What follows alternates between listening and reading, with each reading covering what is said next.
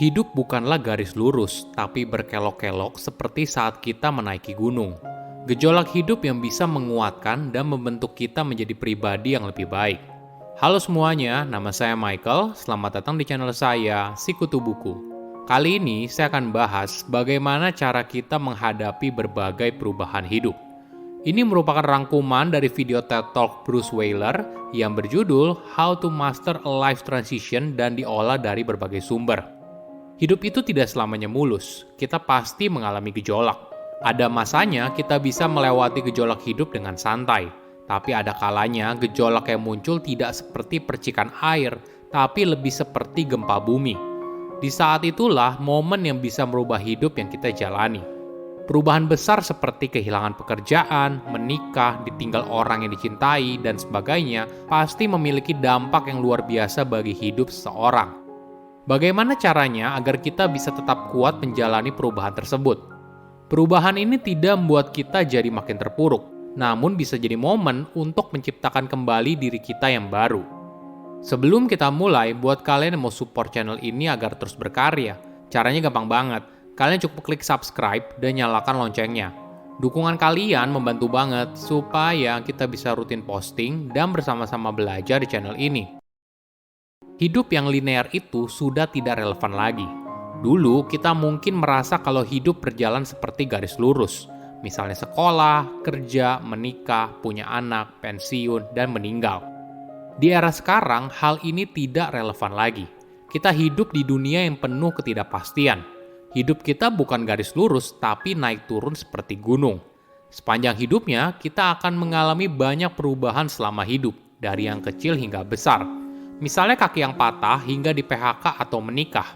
Dari riset yang dilakukan oleh Bruce, rata-rata orang akan mengalami hampir 30 perubahan dalam hidupnya. Artinya, satu perubahan di setiap 12 atau 18 bulan. Kita mungkin bisa menjalani mayoritas perubahan itu dengan baik. Namun satu dari 10 perubahan itu merupakan perubahan besar yang bisa mendorong hidup kita ke arah yang baru. Misalnya kehilangan anggota keluarga, lahirnya anggota keluarga yang baru, pindah tempat kerja, dipecat dari tempat kerja yang sekarang, didiagnosa penyakit berat, dan sebagainya. Rata-rata orang akan mengalami 3 hingga 5 kali perubahan besar dalam hidupnya selama periode 5 tahun. Namun kejadian ini mungkin saja tidak terjadi berturut-turut. Beberapa orang lahir dengan perubahan besar. Ada yang mengalaminya di umur 20-an, ada juga yang mengalaminya baru di umur 60-an. Kita ibaratnya menghadapi krisis hidup di setiap saat. Tidak lagi terpaku pada angka tertentu, misalnya quarter life crisis pada umur 25 tahun, atau midlife crisis di umur 40 atau 50 tahun. Bagaimana caranya agar kita bisa menghadapi perubahan hidup? Pertama, pahami di mana transisi hidupmu berada. Ada 3 fase transisi kehidupan. Long goodbye, fase di mana kamu meratapi masa lalu yang tidak akan kembali. Messy middle, fase di mana kamu meninggalkan kebiasaan lama dan menciptakan kebiasaan baru. The new beginning, fase di mana kamu memulainya dengan dirimu yang baru. Menariknya, fase transisi kehidupan ini tidak melulu mulainya berurutan. Kita perlu menganalisa fase mana yang kita kuasai dengan baik, lalu mulai dari sana. Misalnya setengah dari kita tidak suka fase messy middle. Mereka kesulitan menciptakan kebiasaan baru, tapi ada orang yang ahli dalam buat pilihan hidup. Kemudian menganalisa mana yang terbaik buat mereka. Nggak masalah, mulai dari sana. 4 dari 10 orang tidak suka dengan long goodbye. Mungkin karena kita suka menyenangkan perasaan orang lain atau kita sulit menerima kondisi yang berat. Tapi ada orang yang ahli di sana, ya nggak apa-apa. Poin utamanya, menjalani transisi kehidupan itu nggak mudah. Jadi pilihlah fase mana yang paling nyaman buat kamu, bangun kepercayaan diri, dan bergerak maju. Kedua, terima perasaanmu. Ketika merasakan perubahan hidup yang besar, itu bukanlah fase yang mudah. Banyak orang sulit menerimanya, sehingga dia ibaratnya terjebak dalam situasi tersebut. Ketika ditanya kenapa, ada yang menjawab karena rasa takut. Misalnya tiba-tiba saja kamu dipecat. Gimana caranya saya bisa melewati fase ini? Apakah saya bisa mendapatkan pekerjaan yang baru? Dan sebagainya. Selain takut, mungkin saja orang itu merasakan kesedihan. Misalnya saat mereka kehilangan orang yang dicintai atau adanya kejadian buruk sehingga anggota tubuhnya menghilang. Emosi terakhir yang mungkin muncul adalah malu. Kamu malu atas keadaan hidupmu sekarang, atau mungkin saja kamu malu untuk meminta bantuan orang lain. Setiap orang punya caranya masing-masing untuk menerima perasaan tersebut. Ada yang coba berdamai dengan menuliskan apa yang mereka rasakan. Ada juga yang justru bekerja lebih keras dan mendorong perubahan dalam hidupnya. Namun 80% orang biasanya beralih pada ritual. Misalnya seseorang bernama Maynard Howell. Setelah meninggalkan karirnya sukses di perusahaan farmasi besar untuk membuka gymnya sendiri, dia lalu menato kata breathe di tangan kanan dan happy di tangan kiri. Ini sebagai simbol kalau tekadnya sudah bulat dan dirinya tidak akan kembali lagi ke dunia korporat.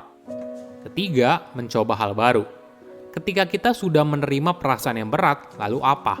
Mungkin kita bisa memulainya dengan meninggalkan hal yang lama, mindset, rutinitas, atau kebiasaan. Sama halnya seperti hewan yang menjalani pergantian kulit, kita melepaskan bagian kecil dalam hidup kita. Lewin, seorang eksekutif yang berhasil melawan kanker, perceraian, dan perubahan karir di waktu yang hampir sama, harus mengubah kebiasaannya untuk menurunkan berat badan. Dia lalu berhasil menurunkan 30 kg.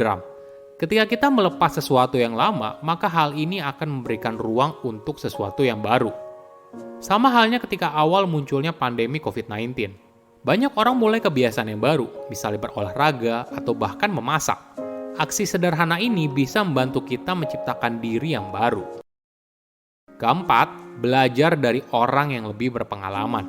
Ketika mengalami transisi hidup yang berat, kita mungkin saja merasa terisolasi dan sendirian. Kita merasa tidak ada yang mengerti apa yang sedang kita alami. Namun hal ini tentu saja kurang tepat.